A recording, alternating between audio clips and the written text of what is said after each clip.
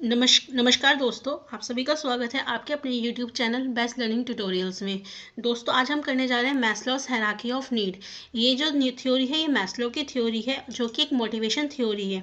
बहुत सारी motivation theories हैं, लेकिन जो सबसे इंपॉर्टेंट थ्योरी है वो मैस्लोस की है।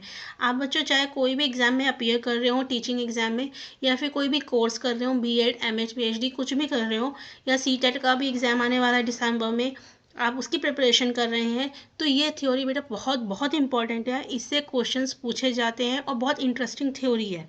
ठीक है, आइए स्टार्ट करते हैं। 1943 में बच्चों एक पेपर पब्लिश किया गया था जिसका नाम था a theory of human motivation.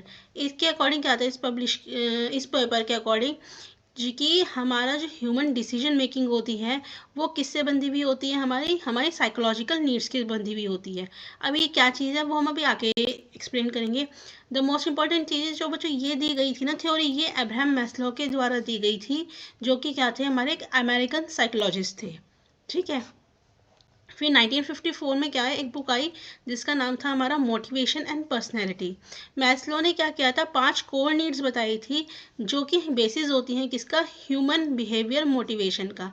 यानी कि जो ह्यूमन का जो बिहेवियर है, उसका जो मोटिवेशन है, वो इन 5 कोर नीड्स पे डिपेंड करता है। अब वो 5 कोर नीड्स कौन सी थी, पहली थी फिजियोलॉजिकल नीड्स, दूसरी थी सेफ्टी नीड्स, तीसरी थी love and belonging needs, fourth ही एस्टीम नीड्स, एंड फिफ्थ ही सेल्फ एक्चुअलाइजेशन। तो इसको कुछ मैं ऐसे लिख सकती हूँ, PSLES।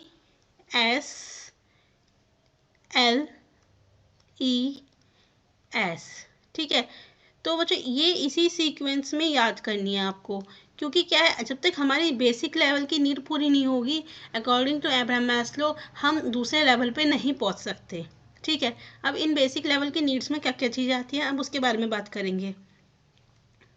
चलिए स्टार्ट करते हैं। बच्चों पहली आती है हमारी क्या, फिजियोलॉजिकल नीड्स।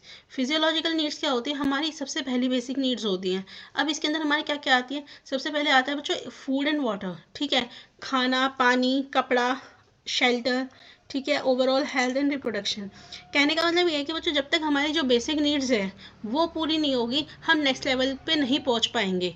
फॉर एग्जाम्पल, अगर आपको खाने के लिए खाना नहीं होगा, पानी नहीं होगा, तो क्या आप किसी और चीज़ के बारे में सोच पाएंगे, नहीं सोच पाएंगे। आपका जो पहला मोटिवेशन है वो यही तो है कि मुझे खाना मिले, पहनने के लिए कपड़े मिले, अच्छी हेल्थ मिले, पानी मिले, यही है।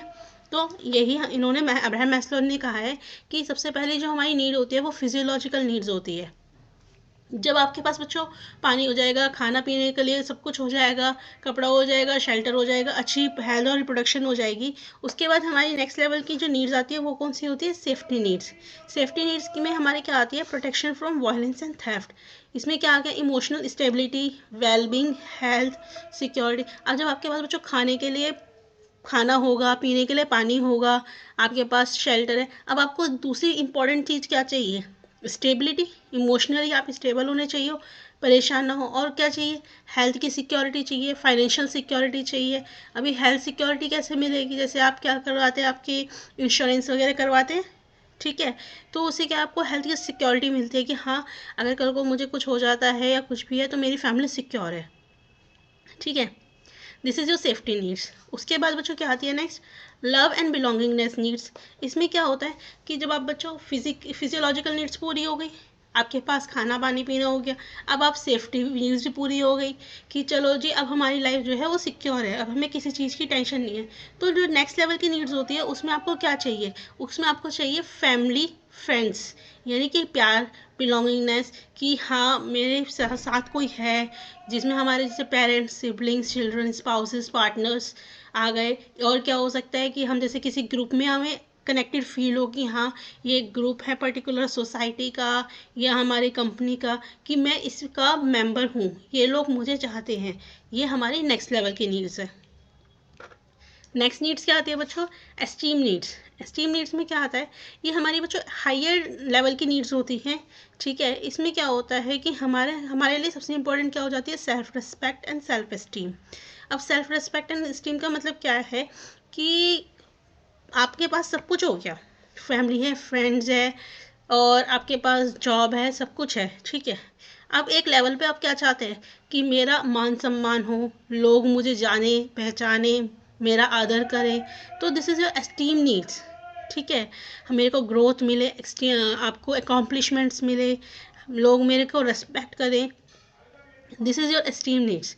हमारे बेटा सेल्फ एस्टीम जो है उसको हमने दो पार्ट्स में ब्रेक किया है। एक एस्टीम जो कि हमारी बेस्ड होती है किस पे, रेस्पेक्ट एंड एक्नॉलेजमेंट में, जो हमें किससे मिलती है, दूसरों से। और एक एस्टीम होती है जो हमारे खुद के असेसमेंट पे डिपेंड करती है। जो सेल्फ कॉन्फिडेंस और इंडिपेंडेंस है वो हमारा जो ये बात वाली जो ऑन सेल्फ असेसमेंट है इसका पार्ट है। ठीक है, जब हम खुद का असेसमेंट करते हैं, सेल्फ असेसमेंट करते हैं, तो हमें क्या मिलता है, सेल्फ कॉन्फिडेंस मिलता है और इंडिपेंडेंस स्टीम मिलती है, मतलब कि हम किसी और के ऊपर डिपेंड नहीं होते। ठीक है, बच्चों जब सारी नीड्स हमारी पूरी हो जाती हैं तो लास्ट की जो नीड आती है वो आती है सेल्फ एक्चुअलाइजेशन नीड। इसको थोड़ा सा समझते हैं, इसमें क्या है। Self actualisation describes the fulfilment of your potential. जो सेल्फ एक्चुअलाइजेशन है वो क्या डिस्क्राइब करता है कि आपका जो पोटेंशियल है, ठीक है, उसको पूरा किया जाए। फॉर एग्जाम्पल मान लीजिए आपके अंदर किसी चीज़ का कैलिबर है या आपके अंदर कोई स्किल्स है, लेकिन क्या है उस स्किल्स का प्रॉपरली यूज़ नहीं किया जा रहा है। ठीक है, तो आपको अब यहाँ पे जानना है, ये सेल्फ एक्चुअलाइजेशन नीड वो नीड होती है जहाँ पे हम क्या करते हैं, हमारे जो कैलिबर्स होते हैं उसका पूरी तरीके से यूज़ करते हैं, हम अपनी जो एजुकेशन है उसका यूज़ करते हैं, हमारी जो स्किल्स है उसको डेवलप करते हैं। जैसे कोई म्यूज़िक में बहुत अच्छा है, कोई डिज़ाइनिंग में, कोई कुकिंग में, कोई गार्डनिंग में, कोई दूसरों को ध्यान रखने में बहुत अच्छा है, तो हम उसको डेवलप करते हैं। हम एक्चुअलाइज करते हैं खुद को, सेल्फ को, कि हम किस चीज़ में अच्छे हैं और हम क्या करते हैं फिर उसकी डेवलपमेंट के लिए वर्क करते हैं। So basically these are the 5 needs. यही हमारी बच्चों 5 नीड्स हैं मैस्लो की थ्योरी के अकॉर्डिंग। ठीक है, आइए डायग्राम से देख लेते हैं एक बार।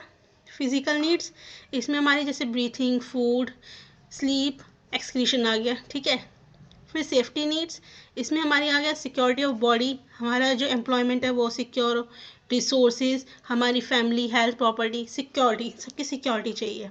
जब हम सिक्योर फील करते हैं तो फिर हमारी क्या आती है, लव एंड बिलोंगिंगनेस। तो इसमें हमारे क्या चाहिए, हमारे को फ्रेंडशिप, फैमिली, सेक्शुअल इंटीमेसी, ये सब चीज़ें चाहिए। जब हमारे पास ये 3 लेवल पूरे हो जाते हैं तो फिर क्या आती है, एस्टीम नीड, जिसमें हमें क्या चाहिए, self confidence, respect of others, respect by others, मतलब हमें रेस्पेक्ट चाहिए भी और हमें देनी भी है। और जब हम ये सारे लेवल पूरा क्रॉस कर लेते हैं तो लास्ट में, सबसे लास्ट में क्या आता है, सेल्फ एक्चुअलाइजेशन। सेल्फ एक्चुअलाइजेशन हमें क्या बताता है कि हम जिस चीज़ के अंदर अच्छे हैं, हमारे अंदर जिस चीज़ की वो है कैलिबर है, हम उसके लिए वर्क करें, उसके पोटेंशियल के लिए वर्क करें, अपने पोटेंशियल को अच्छे से इंक्रीज करें, मोटिवेट करें, उसके लिए वर्क करें। तो this is your Maslow's motivation theory या मैस्लोज हायरार्की ऑफ नीड। आशा करती हूँ आप सभी को ये जो थ्योरी है अच्छी लगी होगी, समझ में आई होगी। अगर आपको हमारे चैनल के साथ आपको हमारी ये अच्छी लगे तो हमारे चैनल के साथ बने रहिए। Thank you.